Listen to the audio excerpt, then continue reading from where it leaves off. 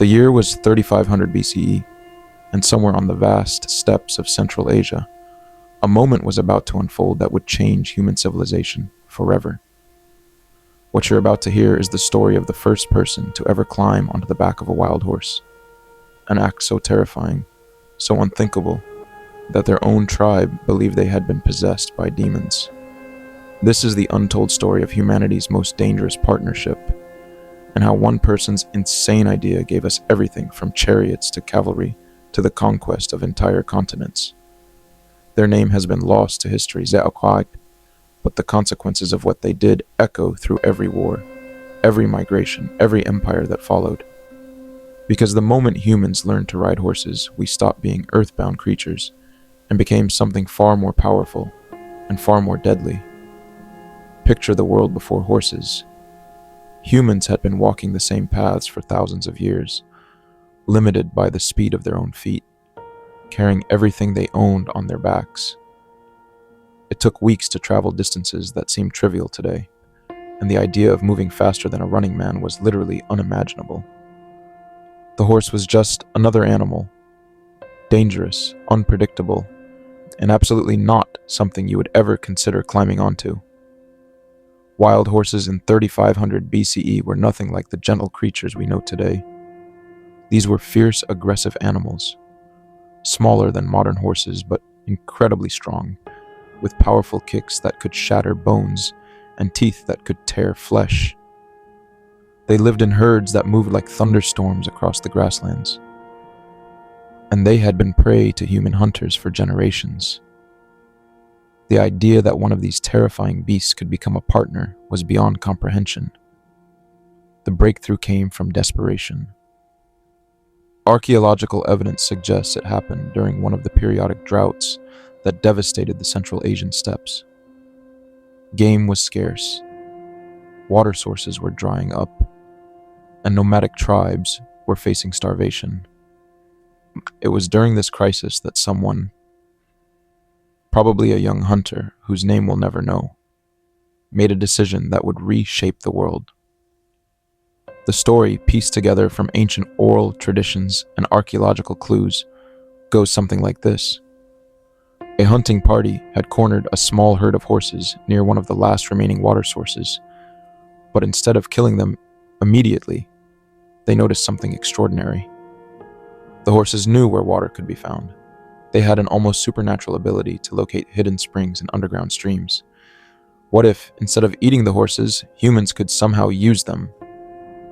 The first attempts were probably disasters. Imagine trying to approach a wild horse that sees you as a predator.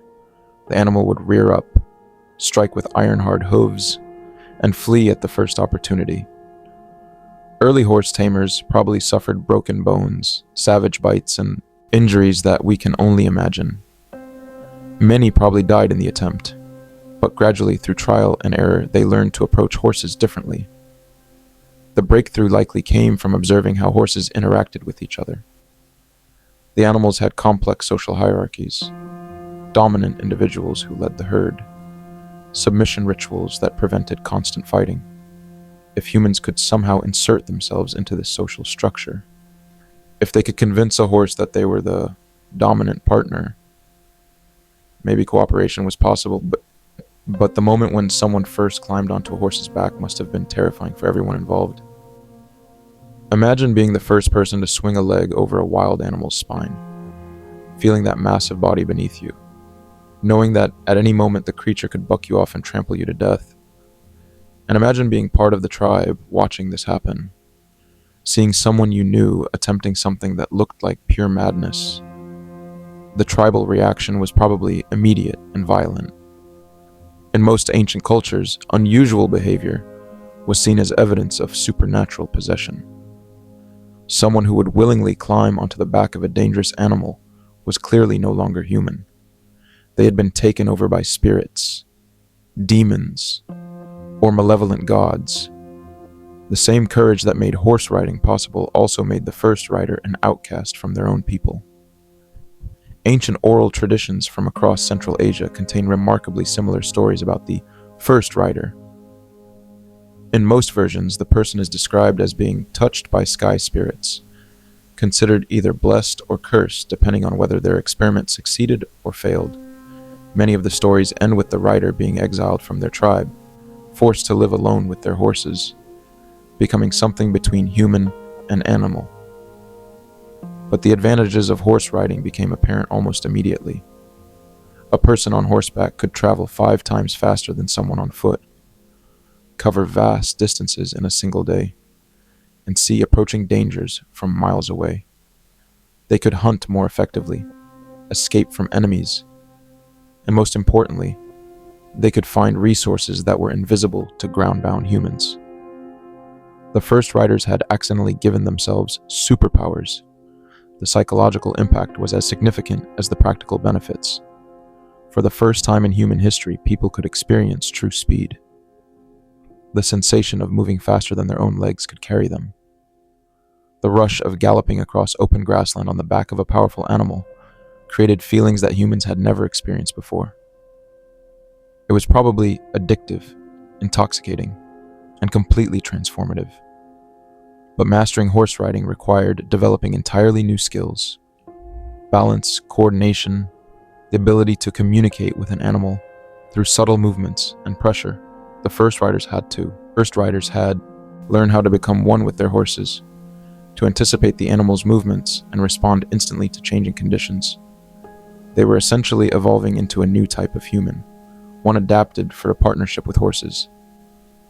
The knowledge spread slowly at first, partly because riding was so difficult to master, and partly because many tribes initially rejected the practice as dangerous or supernatural, but gradually the enormous advantages became impossible to ignore. Mounted hunters could track herds across vast distances. Mounted warriors could strike quickly and retreat before their enemies could respond. Mounted scouts could provide early warning of threats or opportunities. Within a few generations, horse riding had spread across the steppes like wildfire, but it also created massive social upheaval. Tribes that adopted horses early gained tremendous advantages over those that didn't. Traditional power structures were overturned as young riders became more valuable than experienced elders. Entire ways of life that had existed for thousands of years suddenly became obsolete. The invention of horse riding also led to the development of new technologies: saddles, bridles, and stirrups that made riding safer and more effective. Weapons designed specifically for mounted combat. New types of clothing adapted for life on horseback. The partnership between humans and horses drove innovation in dozens of different areas. But perhaps the most significant change was psychological. Horse riding gave humans their first taste of mechanical advantage, the ability to use animal power to amplify their own capabilities. This was a crucial step toward the development of all later technologies, from wheels and pulleys to steam engines and automobiles. The first rider had unknowingly taken humanity's first step toward the Industrial Revolution. The spread of horse riding also transformed warfare in ways that would echo through history. Mounted warriors could strike with unprecedented speed and force, retreat before enemies could organize effective responses, and control territory that would have been impossible to defend with infantry alone. The horse had become humanity's first military technology, and it would dominate warfare for the next 3,000 years. But the social costs were enormous. Traditional nomadic societies were turned upside down as mounted elites gained power over their ground-bound neighbors. Inequality increased dramatically as those who controlled horses gained massive advantages over everyone else. The same innovation that had emerged from desperation and courage also created new forms of oppression and conflict. Archaeological evidence shows that the spread of horse riding coincided with increasing warfare and social stratification across Central Asia. Sites from this period contain more weapons, more defensive structures, and more evidence of violent conflict than earlier periods.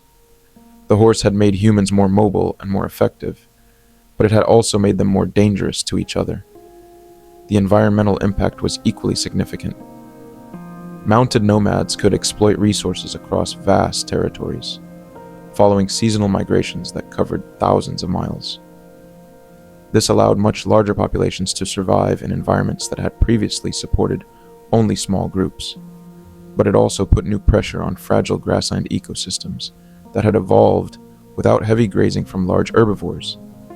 Modern DNA analysis has revealed another surprising consequence of horse domestication.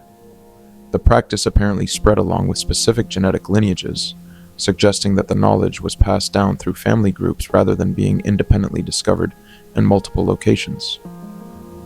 The descendants of the first riders became a kind of mounted elite that dominated the steppes for millennia.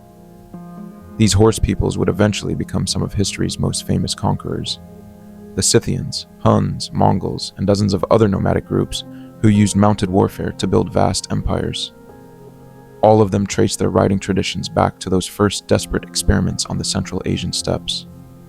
The courage of one unknown rider had created a military tradition that would shape world history.